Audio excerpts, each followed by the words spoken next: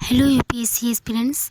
तो history optional की series में आज का हमारा जो अगला टॉपिक है वो है वैदिक काल। हमने जैसे बताया था आप लोगों को कि जो अगला हमारा टॉपिक होगा वो वैदिक सभ्यता का होगा। तो आइए थोड़ा सा इसकी रूपरेखा या इसकी पृष्ठभूमि देख लेते हैं।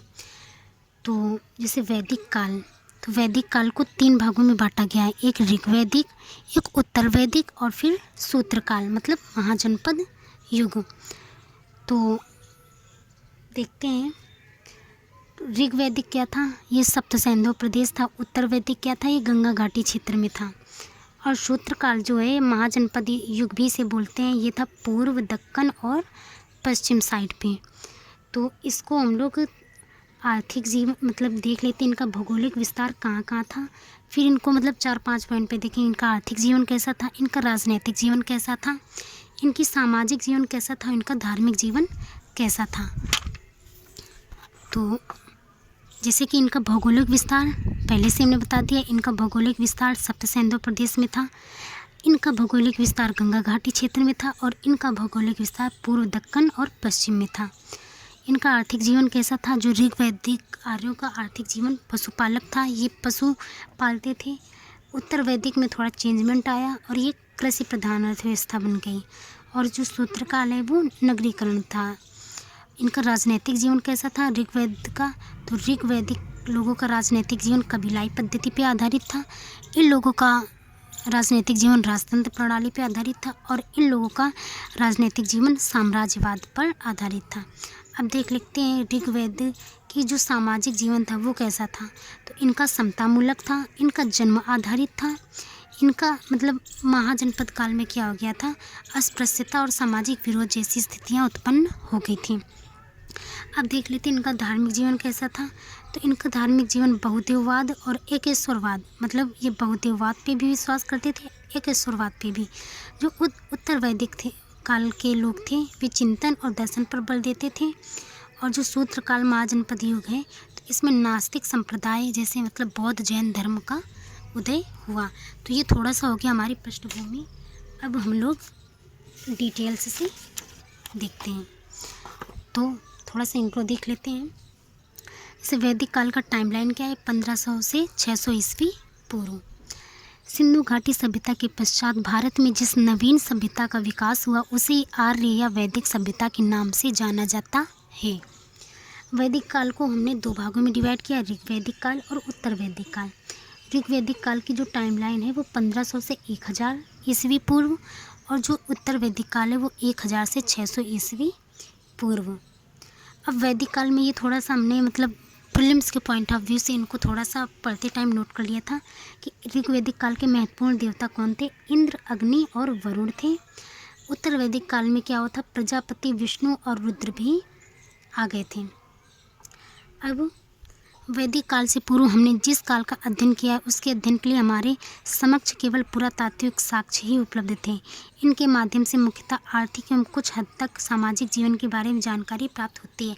यहाँ पर आप लोग ये भी लिख सकते हैं कि साहित्यिक स्रोत तो उपलब्ध तो थे हड़प्पा सभ्यता के, लेकिन उन्हें पढ़ा नहीं जा सका। जबकि राजनीतिक जीवन एवं धार्मिक चिंतन की सूचना प्राप्त नहीं हो सकी। वैदिक काल के अध्ययन में जब साहित्यिक सामग्री उपलब्ध हुई तब हमें विस्तार से वैदिक आर्यों के राजनीतिक जीवन एवं धार्मिक चिंतन की भी सूचना प्राप्त होती है। किंतु वैदिक आर्यों ने किसी लिपि का प्रयोग नहीं किया था, उनका साहित्य मौखिक परंपरा में आगे बढ़ा था। जो ऋग्वेद है ये साहित्य ये ऐसा था कि जैसे हमने किसी चीज़ की आविष्कार किया, वो वाला आविष्कार नहीं जैसे हमने कोई लिपि या कोई गाना वाना तैयार किया और इसे हमने किसी मौखिक परंपरा में हमने 4 लोगों को सिखाया, फिर उन 4 लोगों ने 4 और 4 लोगों को सिखाया, फिर उन 4 लोगों ने और 4 लोगों को सिखाए। तो ये लिखते नहीं थे, इनका जो इनकी जो लिपि थी ये मौखिक परंपरा से ही आगे बढ़ रही थी। इसलिए इनके साहित्य में प्रथम समस्या प्रामाणिकता की थी। अब माना जैसे हम ही हैं, माना आज हमको कोई बात बताई गई, हमने आपसे बताई, आप उसमें या तो थोड़ा सा मॉडिफाई कर देंगे या तो थोड़ा सा उस चीज़ को काट देंगे, फिर आप उसको किसी और को बताएंगे, वो भी ऐसे ही करेगा। तो एग्जैक्ट बात जो होती है वो अगर मौखिक परंपरा में बताई जाती है तो पीढ़ी दर पीढ़ी वो बदल जाती है, उसका बदलना स्वाभाविक ही है। तो इनके साहित्य में समस्या ये है कि इनकी प्रामाणिकता की समस्या है थोड़ी सी। वैदिक साहित्य पुरोहित वर्ग से संबंधित था, सबको पता है, इसलिए ये साहित्य जनसामान्य की आकांक्षा को नहीं अपितु अभिजात्य वर्ग के दृष्टिकोण को व्यक्त करता है। साहित्यिक साक्ष्य सभी क्षेत्रों पर समान रूप से केंद्रित नहीं है। कुछ क्षेत्रों की जानकारी के लिए पुरातात्विक साक्ष्यों पर निर्भर रहना पड़ता है। इसीलिए साहित्य साक्ष्य के समानांतर पुरातात्विक साक्ष्य का महत्व बना रहा, अपितु आने वाले युग में भी इसका महत्व बना रहा।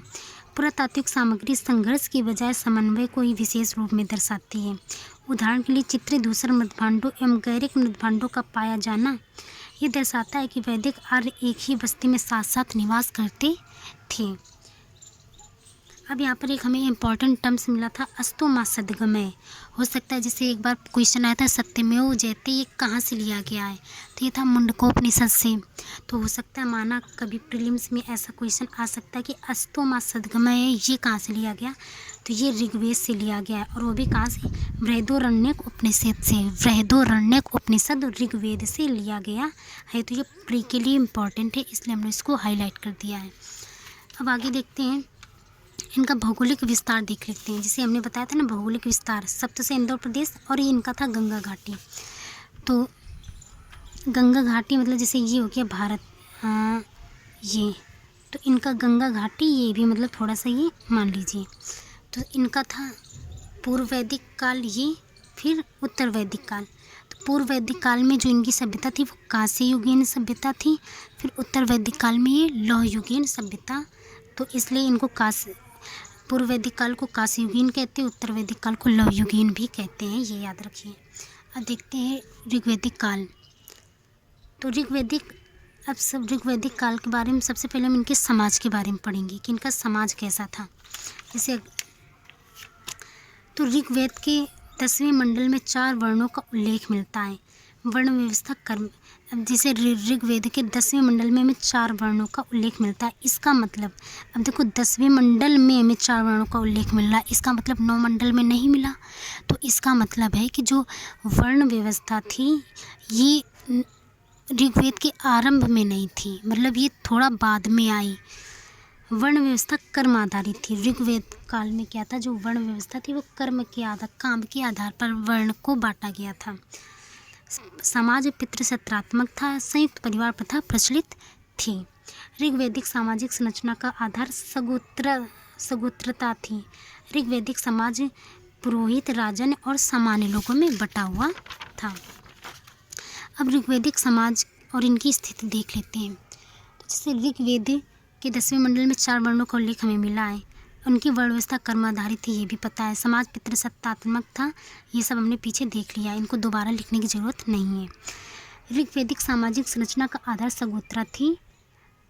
तो सॉरी, ये जो इतनी पॉइंट हैं इनको आप मतलब चाहे अभी मतलब नोट कर लीजिए, ये जो पीछे बताए इनको छोड़ दीजिए। अब देख लेते हैं, ऋग्वेद का एक प्रख्यात सूक्त है, मैं कवि हूँ, मेरे पिता चिकित्सक हैं, मेरी माता अनाज पीसती हैं। ये सूक्त कर्म विभाजन तथा वर्ण एकता को दर्शाता है। ऋग्वैदिक समाज का मूल आधार परिवार था, जो पितृसत्तात्मक हुआ करता था। परिवार का स्वामी जो था वो बड़ा भाई या पिता होता था। उसे यह अधिकार था कि वे अपनी संतान को कठोर दंड दे सकते हैं। पितृसत्तात्मक परिवार होने के बावजूद स्त्रियों की दशा बेहतर थी। ऋग्वैदिक समाज में स्त्रियों की दशा मतलब अच्छी थी। वीर पुत्रों के जन्म की कामना तो की जाती थी, किंतु पुत्रियों को जन्म को हतोत्साहित नहीं किया जाता था। मतलब पितृसत्तात्मक था, लोग चाहते थे कि पुत्र हों, लेकिन ये नहीं था कि मतलब लड़कियों को मार दें या उनको मतलब कुछ गलत सलत बोलें, तो उनके जन्म को हतोत्साहित नहीं किया जाता था। पुत्रियों का भी उपनयन संस्कार किया जाता था। स्त्रियों को कुछ राजनीतिक अधिकार प्राप्त थे। उन्हें अपने पति के साथ यज्ञ में भाग लेने का अधिकार प्रदान था। अस्पृश्यता, सती प्रथा, पर्दा प्रथा, बाल विवाह आदि का प्रचलन नहीं था ऋग्वैदिक काल में। अपाला, घोषा, मैत्रेयी, विश्वारा, गार्गी आदि विदुषी महिलाएं थीं, तभी तो इन्होंने कुछ वेद मंत्रों की रचना की। जाबालोपनिषद में चारों आश्रम ब्रह्मचर्य, गृहस्थ, वानप्रस्थ तथा संन्यास आश्रम का उल्लेख मिलता है। भिखारियों और अब हो सकता है, अब जैसे ये प्रीलिम्स का भी क्वेश्चन यहाँ से बन रहा है, पूछ लिया जाए कि 4 जो आश्रम दिए गए हैं तो इनका उल्लेख कहाँ से मिलता है, तो मतलब आप लोग इसे गौर कीजिएगा कि ये जाबालोपनिषद से मिलता है। भिखारियों और कृषिदासों का अस्तित्व नहीं था। संपत्ति की काय गाय थी। वस्त्राभूषण स्त्री व पुरुष दोनों को प्रिय थे।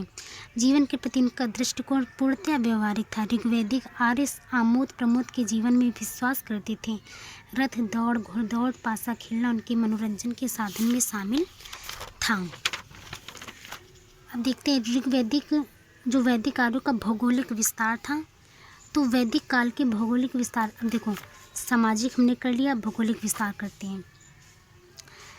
वैदिक काल के भौगोलिक विस्तार एवं बस्तियों की स्थापना के संबंध में मूल रूप से हमें वैदिक साहित्य पर निर्भर रहना पड़ता है। इस संबंध में उपलब्ध पुरातात्विक साक्ष्यों में प्रामाणिकता का अभाव है। आर्यों का विस्तार अफगानिस्तान, पंजाब और पश्चिमी उत्तर प्रदेश था। कहाँ कहाँ था इन लोगों का विस्तार?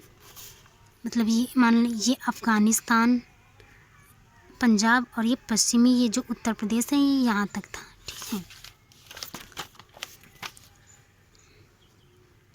सतलुज से यमुना नदी तक का क्षेत्र ब्रह्मावर्त कहलाया। इसे ऋग्वैदिक सभ्यता का केंद्र माना जाता है। ऋग्वैदिक आर्यों की पूर्वी सीमा हिमाचल प्रदेश और तिब्बत थी। उत्तर में तुर्किस्तान, वर्तमान कजाकिस्तान, पश्चिम में अफगानिस्तान तथा दक्षिण में अरावली तक थी। ऋग्वेद में उत्तर भारत की 42 नदियों का जिक्र है। ऋग्वेद में जो उत्तर भारत है उनकी 42 नदियों का जिक्र है, जिसमें 19 का उल्लेख किया गया है। ये नदियाँ अफगानिस्तान से लेकर पूर्व में यमुना तक फैली थी। अब इसे सप्त सैंधव क्यों कहते हैं? आर्यों का जो निवास स्थल था, आर्यों का निवास स्थल कहाँ का था? इनमें 7 नदियों का उल्लेख मिलता है, इसलिए इसे सप्त सैंधव सभ्यता भी कहते हैं। पहली सरस्वती, दूसरी सिंधु, विपाशा मतलब व्यास, सतलज, पुरुषी मतलब रावी, वितत्सा मतलब झेलम, अस्कनी मतलब चिनाव, इन 7 नदियों का उल्लेख मिलता है। ये थोड़ा सा मैप पे हमने नदियों का उल्लेख किया, जैसे ये लूनी, ये सरस्वती, ये सिंधु। अब देखो ये झेलम है, ये चिनाव है, ये 3 डॉट हैं, ये रावी है, ये व्यास है, फिर सतलज और फिर ये यमुना नदी। सैंधव प्रदेश की पश्चिमी सीमा सिंध नदी सुषमा थी। जो सैंधव प्रदेश की पश्चिमी सीमा थी वो सुषमा थी। अब इनका इस विस्तार को थोड़ा सा हम इस डायग्राम से समझते हैं कि पूर्व, जैसे ये माना भारत हो गया, भारत के ऊपरी हिस्सा, ये निचला हिस्सा, ये राइट साइड, ये लेफ्ट साइड। तो पूर्वी सीमा में हिमाचल प्रदेश से तिब्बत तक था, दक्षिण में अरावली तक था, पश्चिम में अफगानिस्तान, पश्चिमी साइड, और उत्तर में कजाकिस्तान। ठीक है। तो आज हम ये लेक्चर यहीं पे समाप्त करते हैं। फिर आगे हम लोग देखेंगे ऋग्वैदिक राजनीतिक व्यवस्था, फिर उसके बाद ऋग्वैदिक अर्थव्यवस्था, फिर ऋग्वैदिक धर्म। तो ये सब पढ़ने के बाद हम लोग उत्तर वैदिक काल में आ जाएंगे। तो कैसा रहा वीडियो? अगर कोई डाउट हो तो आप हमें कमेंट्स कीजिए, और अगर वीडियो पसंद आया हो तो लाइक कर दीजिए, एक प्यारा सा कमेंट्स कर दीजिए, और साथ में ये नोट्स बनाते चलिए। फिर बाद में मत कहिएगा कि प्लीज़ नोट्स प्रोवाइड करा दीजिए। हम इतने अच्छे से आपको समझाते हैं, पूरे नोट्स मतलब हम इस तरह से आप लोगों को दिखा देते हैं, ताकि आप लोग वीडियो को पुश करके नोट्स की या तो स्क्रीनशॉट ले लीजिए, या तो मतलब वीडियो को पुश करके इनको नोट करते चलिए। तो थैंक्स फॉर वॉचिंग।